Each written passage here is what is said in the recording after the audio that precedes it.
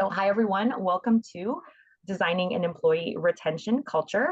This is sponsored by the Central Valley Regional HR Hotline today. So thank you to them for not only providing you guys with an amazing suite of resources, but for providing this hotline for you to call in Monday through Friday, 8 to 5. So my name is Anna Manzano. I'm the Digital Media and Event Strategist here at California Employers Association. Before we officially get into today's webinar content, I have just a couple housekeeping details to go over with you. As you see, your audio is going to be muted for today's presentation, but there's going to be lots of opportunities to engage during the session. Some of you are already doing so in the chat box, so thank you for joining us there. If you have any questions pertaining to the presentation content, you can put those into the chat box at any time. I'll be here the whole time helping Jessica monitor the chat. If there's some awesome conversation going on there, maybe we'll pause and bring that to her attention and make sure that we're all able to interact that way. So keep the engagement high. We love to see that.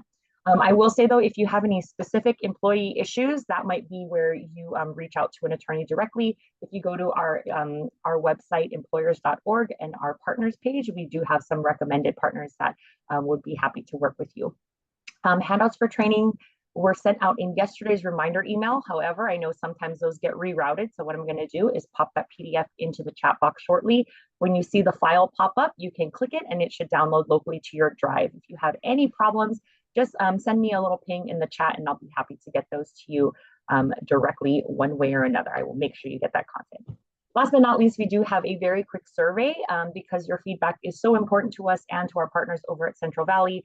We have compiled a quick 5-question survey that takes honestly less than a minute to complete. But the feedback that you share with us, we really take to heart just to make sure that us at CEA and our partners over at Central Valley are collectively meeting and hopefully exceeding your expectations with, the resources we provide, including webinars like this. So at the end, you'll see a QR code slide.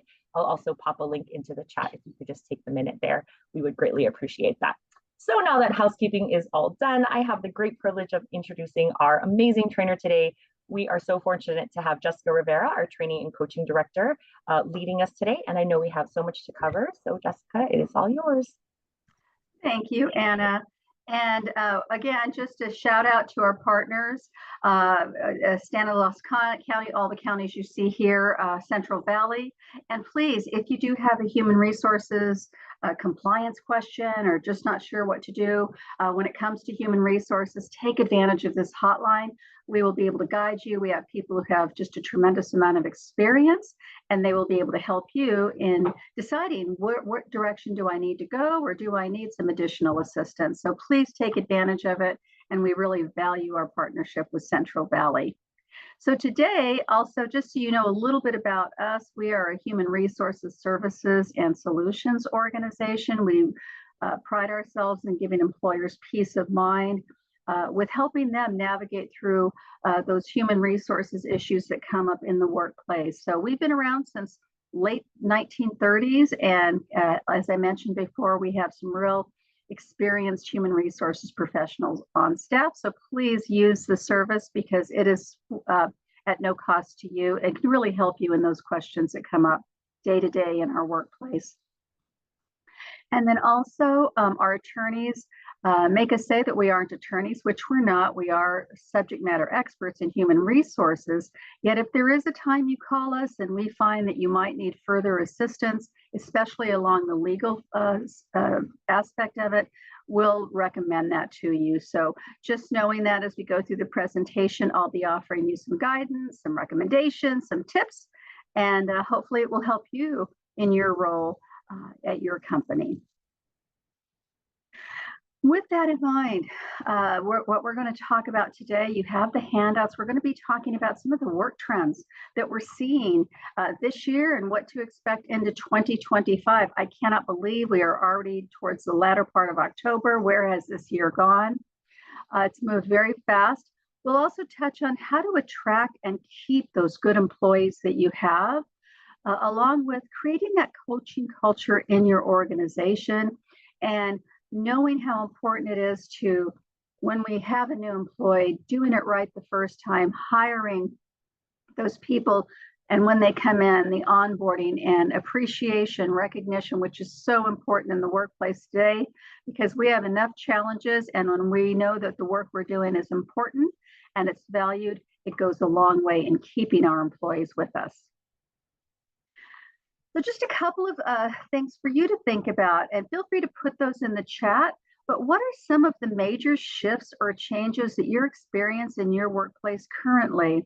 One of the things that we think about when we think about the workplace is it's constantly evolving. It's adapting, it's having to be flexible for things that are occurring outside of our organizations.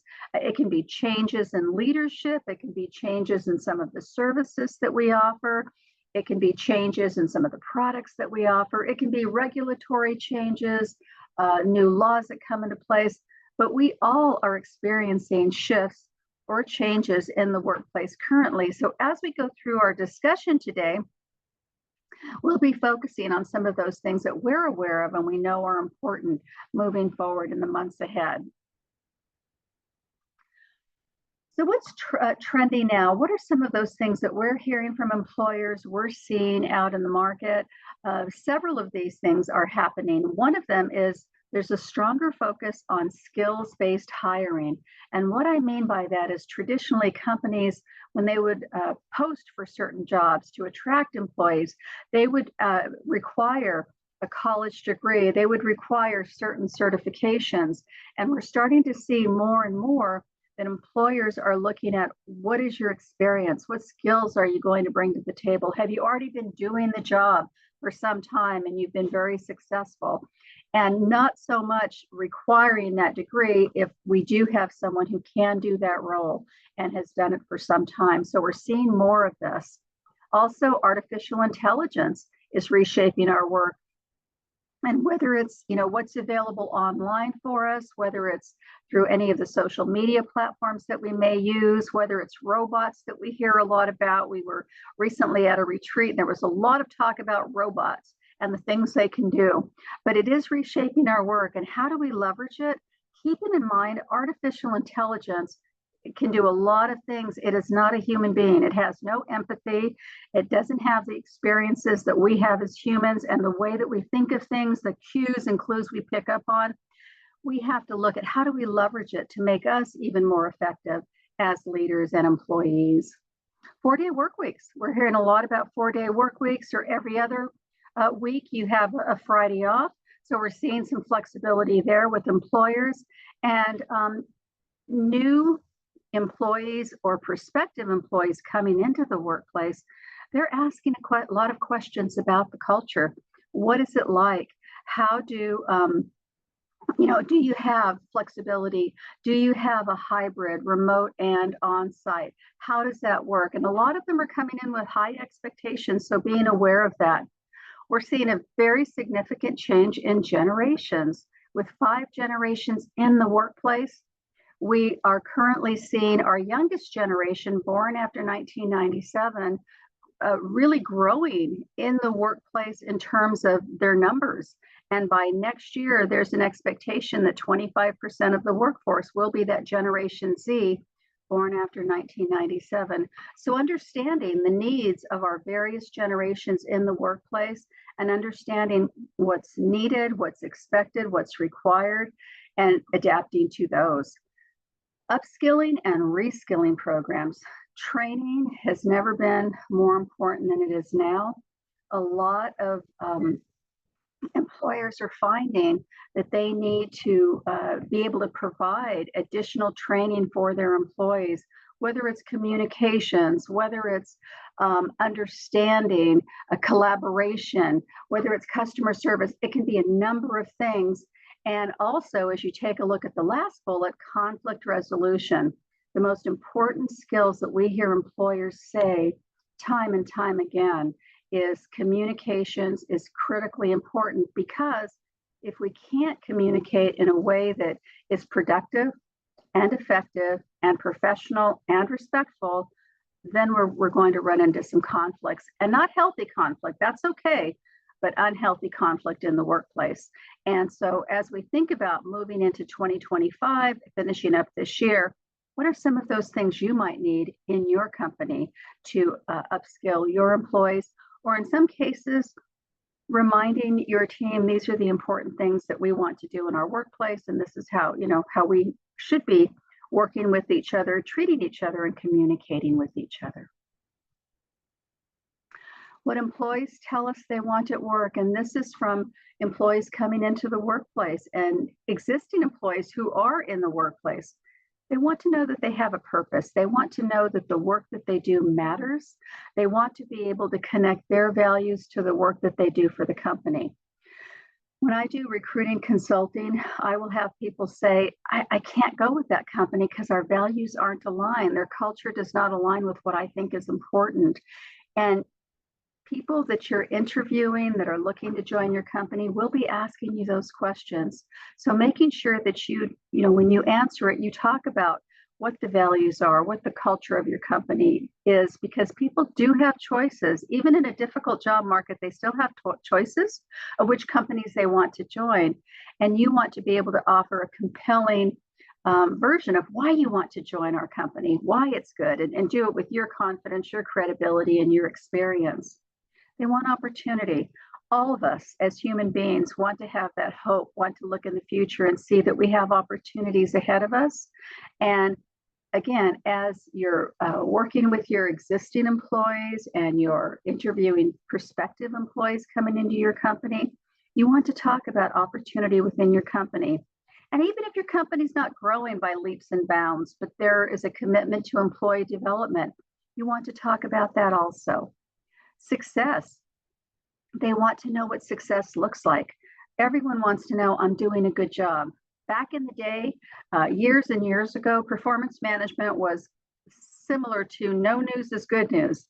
In today's world, people want to know how they're doing. They demand to know how they're doing.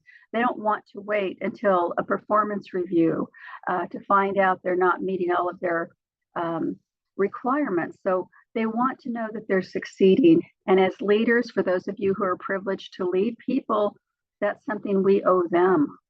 Appreciation, we'll talk more about that, but everyone wants to know that the work they do is valued and appreciated. Well-being, when you think about overall well-being for our employees, for yourself, you think about that life-work balance. You think about your physical health, your emotional health, your mental health. All of those things come together and people bring that to the workplace. So if someone is not in a good place when it comes to well-being, especially with their careers, it will show up.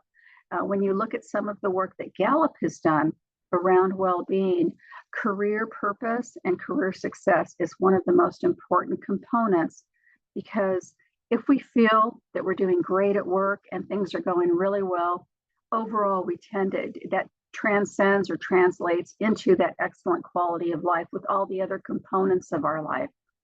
And then lastly, leadership. Employees want true leadership. And I'll talk a little bit more about what that looks like, but leaders they can trust and leaders they can count on and leaders that they can be authentic with. And again, Anna mentioned, if you have any questions or thoughts about anything that I'm talking about over the next hour, feel free to put it in the chat. If you have a question, Anna will jump in and let me know there's a question. I am happy to answer any questions you have today. When we think about getting it right from the start, how important onboarding is, and when we do that, when we're able to create an onboarding program for our employees, our new employees, and it's not a one and done. A first day, a first week is not onboarding. It is continuous, especially for new hires. It can boost the retention of new hires by 82%. That's quite powerful, because when you look at the retention levels for many of our generations, we need to do some work to be able to keep them with us. So when we think about which aspect of the onboarding process is most crucial, actually all of these are important. The clarity of job responsibilities and expectations. When you're interviewing someone, when you're spending time, all of your time and effort and other people's time to hire people, we want to make sure that we're really clear on what success looks like for them so we can articulate that in the interview process. Some of us are able to work with vagueness, work in the gray, as I call it. Many of us need the black and white. We need to know that, okay, in order to be successful here are my responsibilities very clearly, and also the expectations, what targets I'm expected to hit. So making sure that there's that clarity. And then of course the growth opportunities and training for them. What does the company do? What's available to employees at your company? And making sure we talk about the team's dynamics and the culture in the organization. A lot of companies have put so much work and effort into creating a culture that's healthy, beneficial, productive for their employees.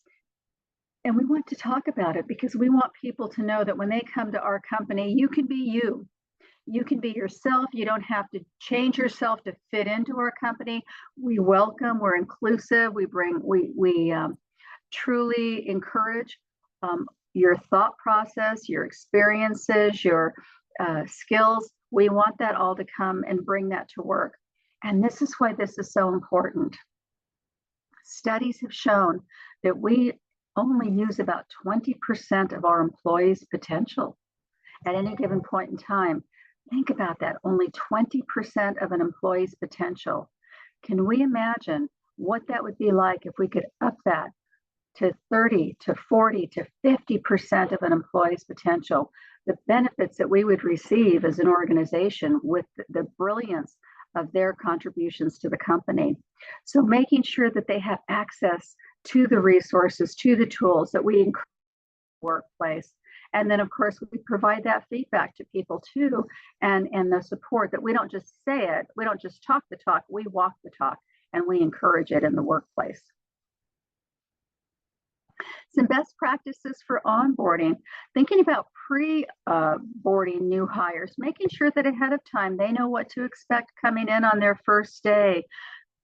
Have all of your folks in terms of leaders and the team they're going to be on, have them be part of that onboarding process.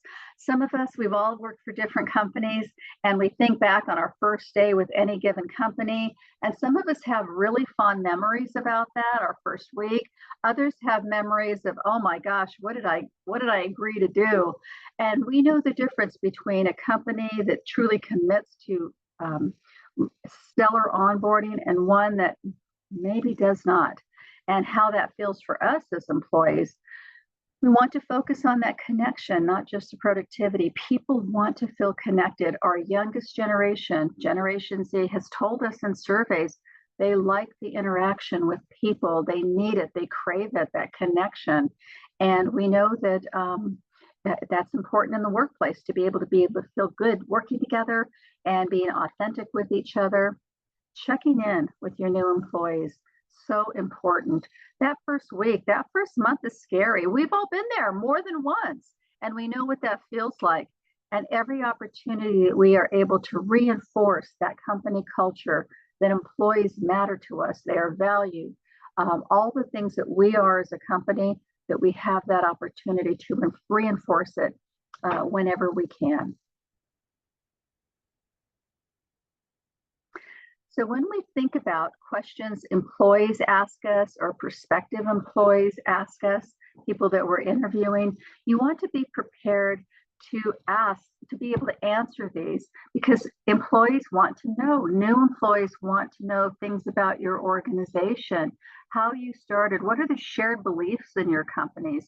And if you're able to talk about it in a confident, passionate way, that reinforces, I made the right choice to work here, because people really believe in the values and the mission of our company.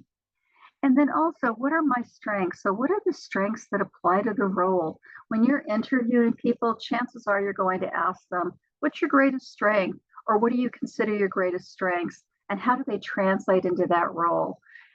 Also being very clear about what their role is, so people know what that success looks like at the end of the year. And sadly, Gallup has done a lot of work around this. And only about half of our employees know really what's expected of them at work.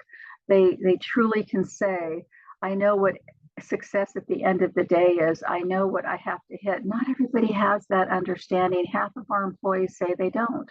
So making sure that we use our time with them to be very clear with them so that they walk away knowing that they can reach those goals. Who are their partners? Who do we work with as a company? Who will they be working with? As employees, knowing how we're there so much of our time during our work life. Who will I be working with? And other members of the organization too. And then the last one is looking into the future. What does that look like for me as an employee? We know, and we hear it all of the time, that people want to continue to learn and grow. And even if your company is not, growing by leaps and bounds, we can still develop and grow people where they are. And we want to be able to talk about that commitment that our company has to their employees and how it shows up. So painting that path forward for your employees can be so valuable for them to want to stay with the company and having those conversations with them at every opportunity. So here's just some employee feedback and some of the things that you want to encourage from your employees too. And these are some things to think about as you create and you work with your onboarding program. You want your employee to be able to say that I really did, after onboarding, I was really clear. I had true clarity around what my job was and what was expected of me, what I was responsible for. You want them to be able to say, mission, vision of the company, got it. They talked to me about it during my interview process. They talked to me about it when I joined the company, my first week here. They talk about it all the time, and they reinforce it at every opportunity. They know who to reach. They know who their contacts are, who to go to if they need something. They want to be able to answer that at the end of their onboarding, and they want to feel that they were welcomed. So when I joined the company, I was introduced to everyone, all the leaders. Gosh, the president of the company welcomed all new employees at a luncheon or at a meeting, or came by and saw us. But those things are important in that onboarding process. And then last and certainly not least is, gosh, after my onboarding, after I joined and I was here, I really felt good about making the decision to join this company, and that I can really do a good job for them. So think about that as you prepare and as you plan, as you look at it for 2025, your onboarding. Are you going to be able to say, by the time we're done, our new employees can feel really good about their onboarding experience? So with that in mind, again, retention brings in so many different aspects of things that we do as leaders. And believe me, I get it. We're all busy, and leadership is not getting easier. You're not only doing the work, but you're leading, you're inspiring, you're motivating. And one of the ways that we want to think about leadership today too is coaching leadership. Because coaching truly drives motivation and inspiration. And when we think about how we've been treated over the years in our careers, all of you, I'm sure, are very accomplished.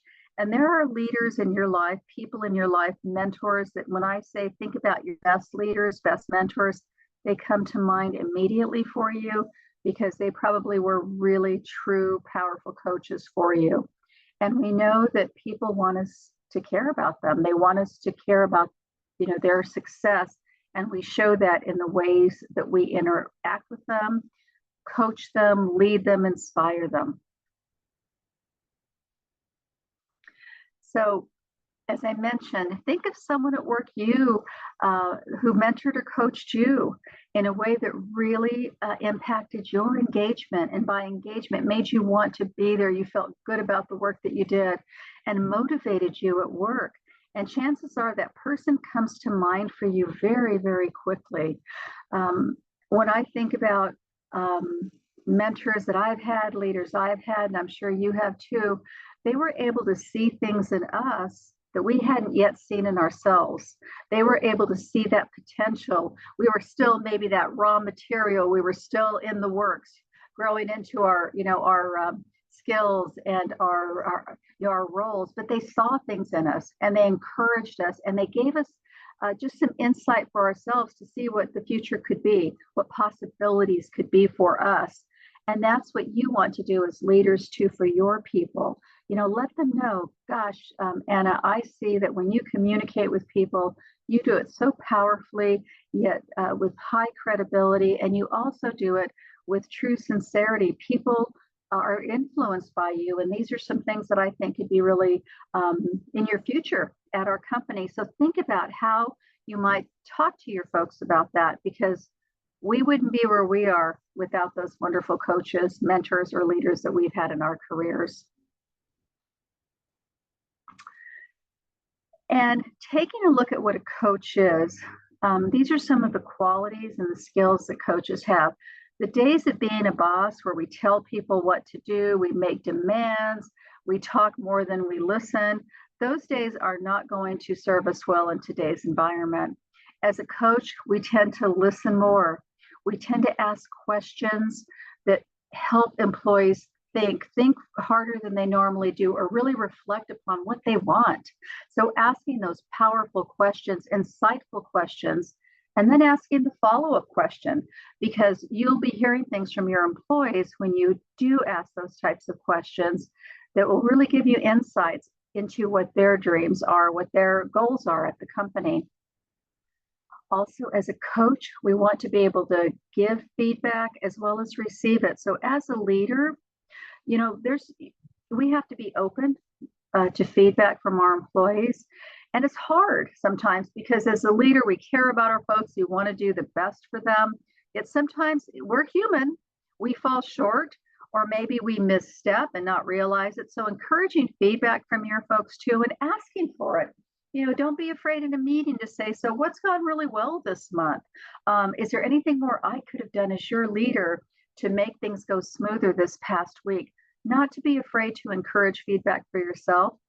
And then also thinking about how you provide feedback to your employees. Some employees are very comfortable with direct feedback. Some employees need, if they don't know you well enough or they haven't worked with you long enough, we have to adjust to what they need from us and be able to consider the person who's receiving the feedback when we're delivering it. Being an effective communicator. You've heard me say clarity more than once this morning. Clarity is power in communications. Making sure that when you are communicating, if it's something that's new to someone, if it's a little bit complex, it can be confusing, play it back or ask them to play it back to you to make sure that they got it. And there's nothing wrong with that. It's been said we have to hear something 7 times before we finally let it sink in. So in a world of a lot of noise, a lot of information overload, a lot of decisions that we make on any given day, you as a leader, don't be afraid to communicate those important things more than once to make sure that it really the understanding from the other side, from your employees, is reached, it's accomplished. A coach is trustworthy. When we think about trust, we think about a couple of kinds of trust. There's 2 types of trust in the workplace. There's predictive trust and there's vulnerability trust. Predictive trust is, you work here, I know you, I know you're going to get your job done, I know you're going to, take care of things here, you're not going to steal from the company, you're not going to do things. These are the common trusts that we give people in the workplace. The other trust, vulnerability trust, is the kind of trust where as a leader, you aren't afraid to say, I made a mistake, I made the wrong assumption, I apologize. I should not have said that. I should not have said that way. But also the type of trust that you want your people to have of each other and with you, that they're not afraid to say, I made a mistake, or I need help. I don't understand this. I thought I did, but I don't. Can you help me with this? That's the kind of trust in the workplace where you truly can build powerful teamwork, great results, because that's the kind of trust you need in today's world. And you can be authentic. So thinking about trust, and even asking your employees, what does trust look like to you on our team? How does it show up well? How might we be able to improve that on our team? Have these conversations in your meetings. And then, of course, a coach demonstrates empathy. And empathy is that ability to put yourself in someone else's shoes. Look at it from someone else's point of view, not just yours. Many of us, when someone comes to us or we're having a conversation, we want to jump in and solve the problem immediately because that's the way that we would handle it, right? In reality, people want you to look at it from their point of view, to let them talk it through, to listen, to ask questions. Because many times, and I'm sure you've all experienced this many times, is they tend to solve their own problems as they're talking through it. They kind of get clarity around that. So empathy is being able to allow people to talk, listen to them, and trying to look at it from their point of view, asking them those questions. Tell me how you came to this point. Walk me through that journey. Help me understand that so that it allows you to see things from their point of view. And of course, the benefits of coaching is performance improvement, truly. You need to have people who want to meet you halfway, though. You can't do it for someone. Coaching is not about doing work for people. It's about helping them see those opportunities, helping them see those challenges, and helping them reach a path or a way to overcome those challenges. So when we're able to do this as a leader, we enjoy all of these benefits from that. And the most importantly too, is employees feel that they have a voice. They feel that they have a say in their destiny with their company. They feel that they can talk with you about things that sometimes we don't feel comfortable talking to our leader about. They feel that they have a sponsor, they have a coach, a leader, a mentor, all wrapped up in one, which is you. So as we take a look at these benefits and some of the things that we can do, think back on that 20% of an employee's potential that we normally get at any given time. Could that increase that to 30, to 40, to 50? Oh my gosh, the benefit, not just for the company, for the employee, but for also you as a leader, the joy that you'll see in seeing your people feel so good about working for their company.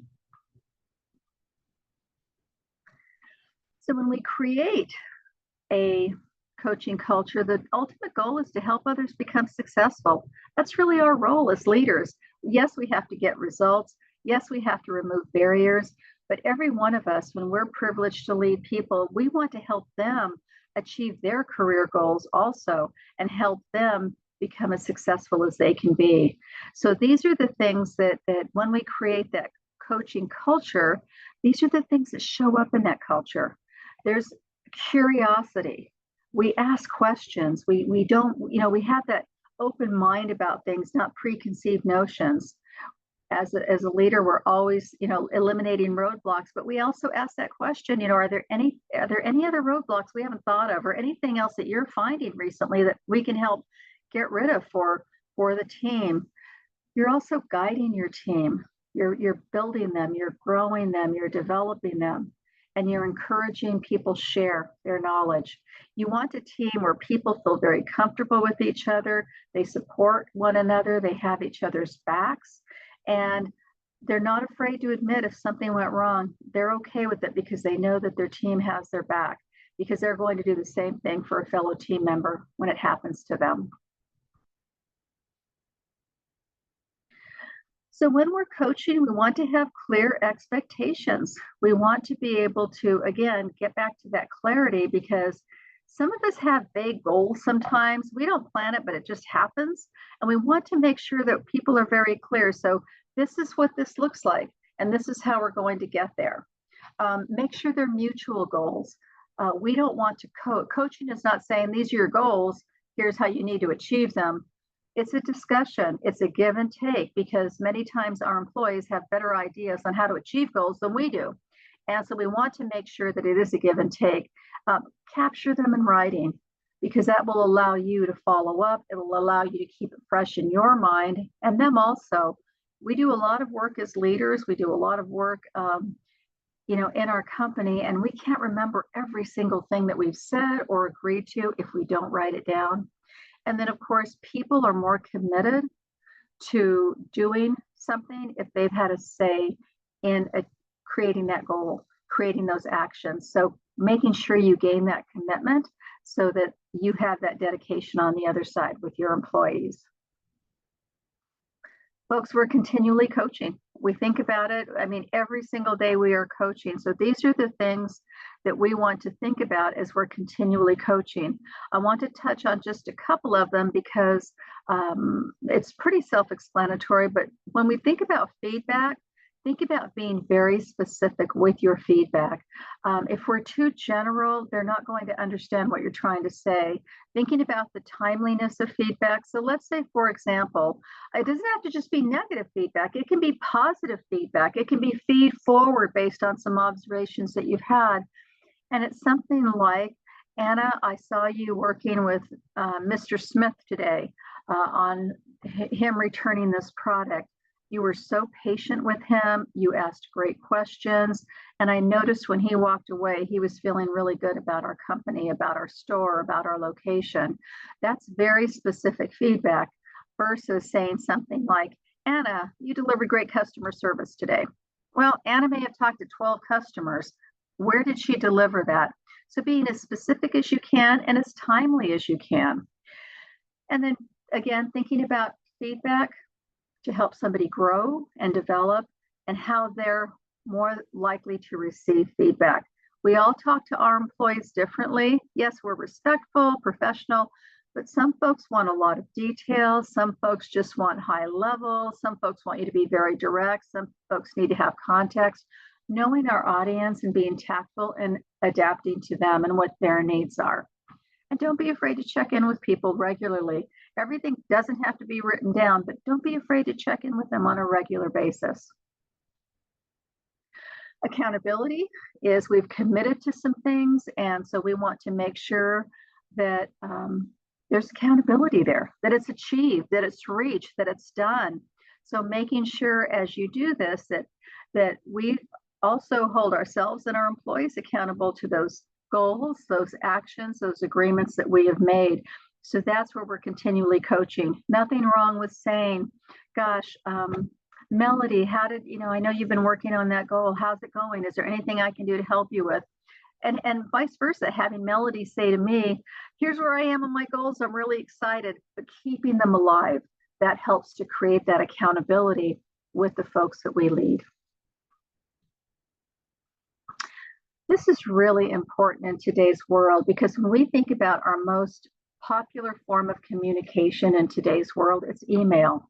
It's one of the least intimate forms of communications. And when we're able to spend time individually with our employees and they receive meaningful feedback from us, that is incredibly powerful.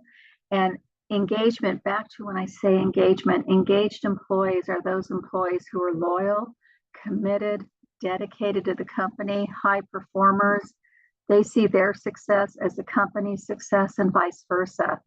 And when employees feel that they receive meaningful feedback from their leader on a regular basis, the chances of them being engaged are tremendous.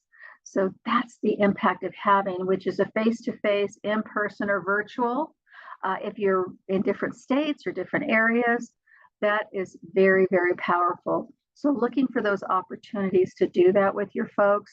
And of course, if you're on site, that's just as important too. That the impact is very, very great because it's so rare in the world today. So when we're meeting with our employees, we're talking with our employees, there's a number of things that we can, talk with them about, and the opportunities are quite large. It can be performance, talking about how we're doing as, on our goals, on our evaluations. Are you on track? It can be about setting new goals. It can be about things, things change. Someone may have set a goal with you in January, but it's October now, and I kind of want to do this with the company now. I thought I wanted to do this in January, but I want to move in this direction. Talking about resources. Do you have everything you need to do your job and do your job well? And how's it going? How's it going in terms of how are you feeling about the company, some of the changes that we're seeing? How do you think our team is working together? Do we have some opportunities to adjust some things? Many of these can be done, obviously, one-on-one, But these are also things to talk about with your team as a whole too. The more that you can talk about something, the more comfortable people become in discussing it. And the value of that, especially as leaders, is when people get very comfortable in having these conversations, they'll be able to come to you more frequently and give you a heads up. If something's not quite right, you'll find out earlier versus later when you have to do a whole lot more to steer the ship right. So thinking about that back and forth, the conversations, making it something that is very, very easy to do in the workplace. And here's some tips. I know you're busy. I said this before and I get it. We're all really busy, but these are some tips to help you when you think about those one-on-one coaching meetings with your folks, having those discussions, making it part of your calendar, putting it in your calendar, setting that time aside, being aware of it, making it just as important as those other things that we have to do as leaders. When we put that time aside and they're able to put that time aside, they know how valuable it is to you and how important it is to you, but also it conveys that message that they're important to you and to the company. So back to engagement. When you're able to have those individual meetings with your employees, they're 3 times more likely to be engaged. Think about that, 3 times more likely to be engaged. And that means that they're excited about being there. They're going to stay with you. They're going to do great work for you. They're loyal. They're happy to be working for your company, and they're going to give their best. So as we put this work in around employee retention, keeping our employees, doing all those things, it really does make a difference for your team and for your individual team members. I touched on empathy earlier, and Forbes has said that it is the most important leadership skill in today's world. And not just because of performance, because as you can see here, managers who do and display high levels of empathy, they have 3 times the impact on their employees' performance than those managers who don't display it. Now, let me say this, some of us are more natural with empathy than others are. Some of us who may not have empathy as a talent or as something that's natural to us, we have to be aware of it. And that awareness is by asking questions. So we have a question here. So I see Maria, you have a question. Anna, can you unmute Maria, or Maria, can you put it in the chat?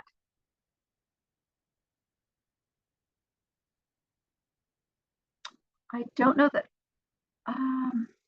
I see Marisol also, it has her hand raised. Give me just a moment. Let me see. Oh, mental health. Okay, I see that here too. All right. Let me see if there's a question here. Okay, got it. Thank you, Maria. All right, so continuing to talk a little bit about empathy and how important it is. It shows up when we ask questions. We ask follow-up questions when someone is sharing something with us. When we're displaying empathy by listening, asking questions, being patient, being present in the moment, it develops those levels of trust and how much we value our employees. It connects people.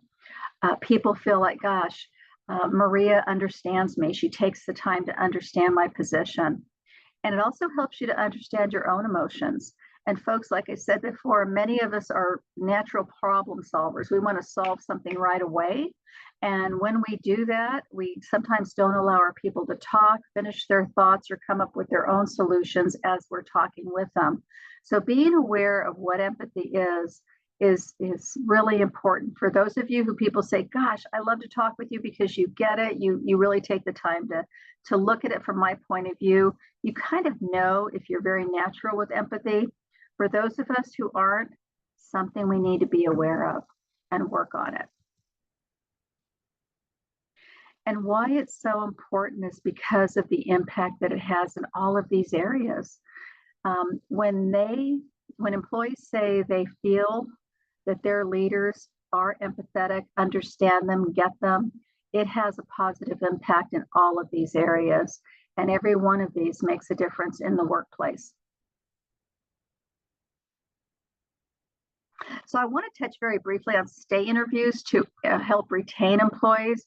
A stay interview is not a performance evaluation. It's not an exit interview. That's when people actually have resigned, they're leaving the company.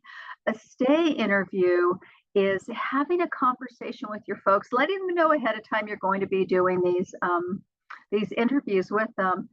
But you're doing it because you want to get further insight as to what they're really excited about at work, what they look forward to coming to work on Monday or any day of the week.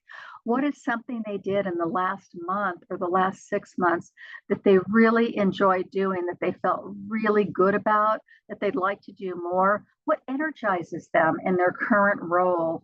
And what are those things that you do that really make your job more satisfying? And stay interviews, we recommend you do them once, twice a year, maybe a few more times with newer employees, but it's more of a conversation, and it's more of a time to get understanding from employees, to see how they're doing, to ask them how they're feeling about their current role or the roles that they're doing. And for CEA, we've developed a toolkit for stay interviews. And for those who are members of California Employers Association, we have a free toolkit around stay interviews for our members.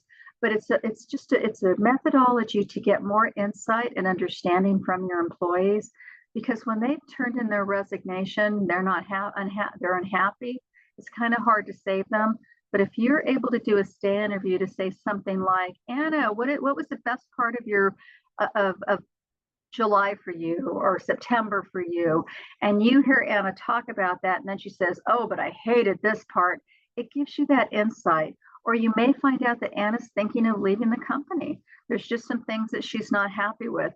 It gives you a chance to get in front of some of these things. So consider stay interviews also for your team, again, to find out what really energizes them, so that you can create even more opportunities for them in their role.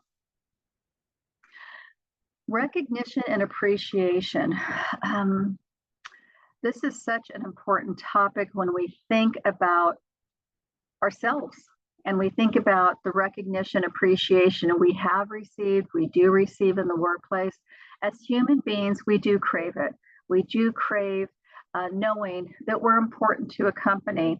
Over the years, I have asked tens of thousands of people, do you feel that you're over-recognized at work? Do you feel like, oh my gosh, I get so much recognition at work, I can't take another thank you, I can't take another award, I don't want another this, I just have so much.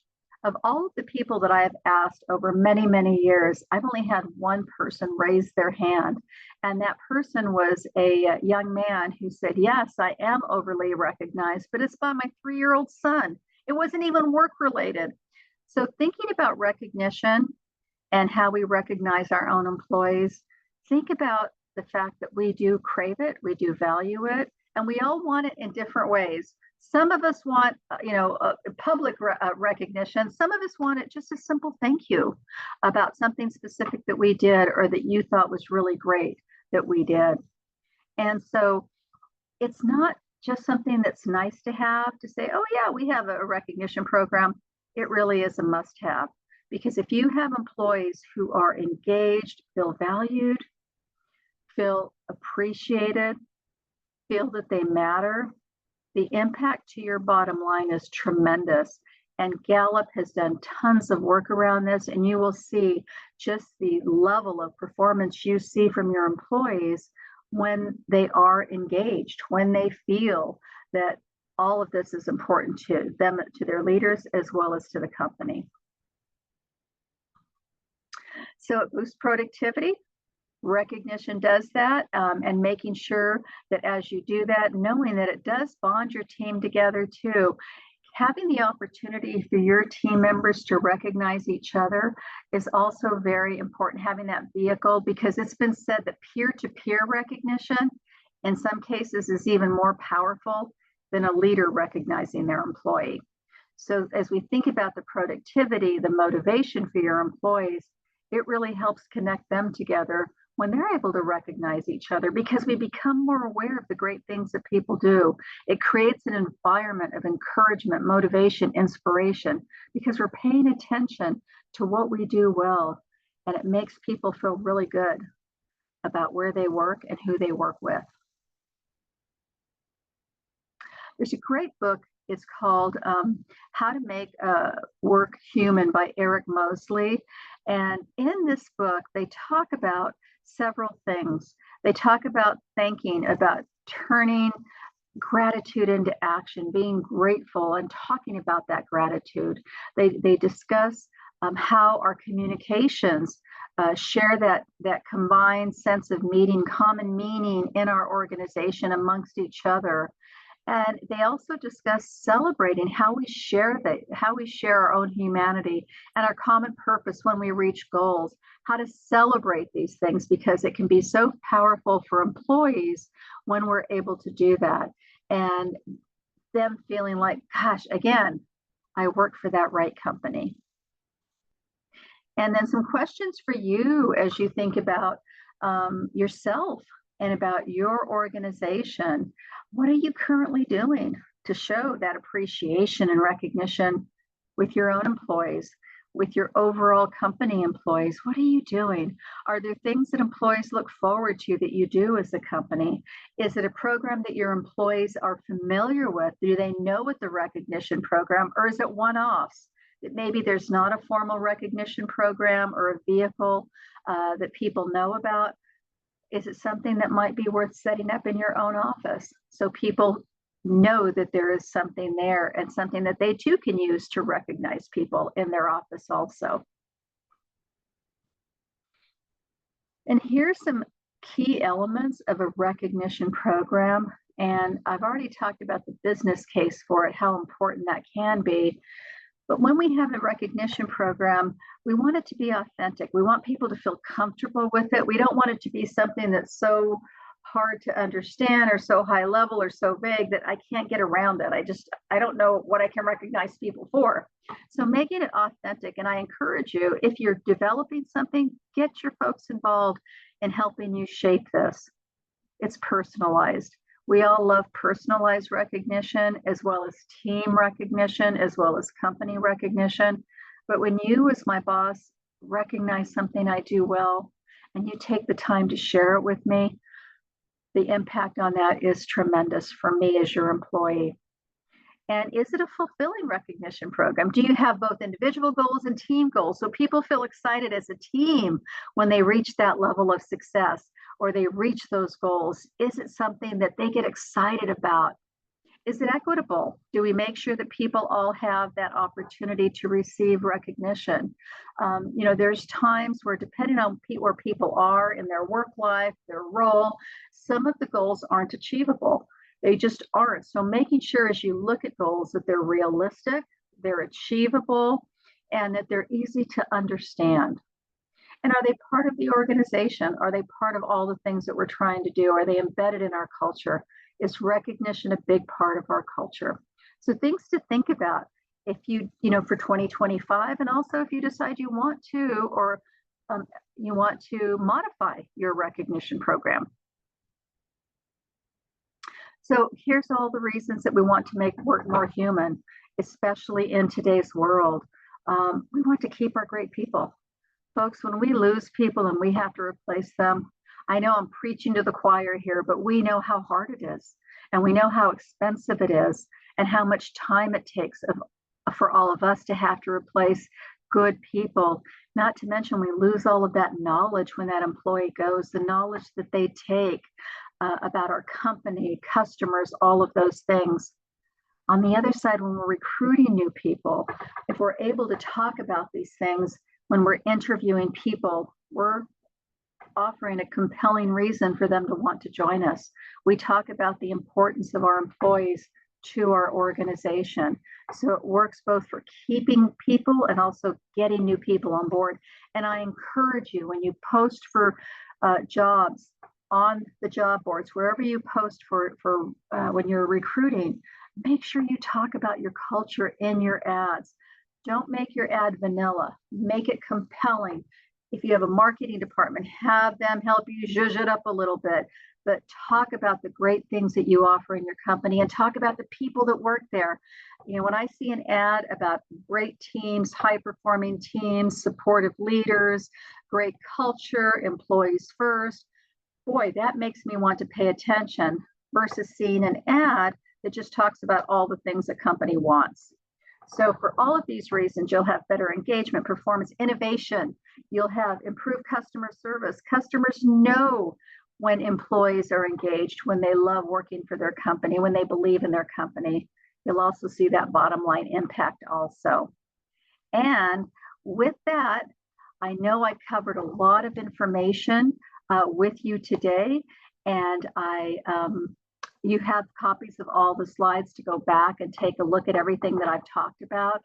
Take what works for you, take what you need for your company, and what's that one thing for you that you can do today to create that employee retention culture, that culture where people want to join your company and they don't want to leave your company once they're there.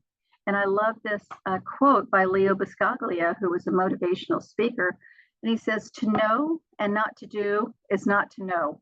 So hopefully you're walking away today with a little bit more knowledge about retention than when we started 1 hour ago. And I hope that you take some of this and work it for your benefit and for your employees' benefit. And with that in mind, I am going to bring Anna back up. Thank you again to Central Valley. But Anna, let me go ahead and bring these up for you to take us home. Thank you, everybody. Cool. Thank you, Jessica. That is one of my favorite trainings. I always learn something every single time about how I can be a better employee myself. So I love this training. So hopefully you all found a little nugget or two that you can take and implement right away. So as you see on the screen, if you are joining us for continuing education credits today, your HRCI code, I also put them in the chat, but your codes are 681678 for HRCI.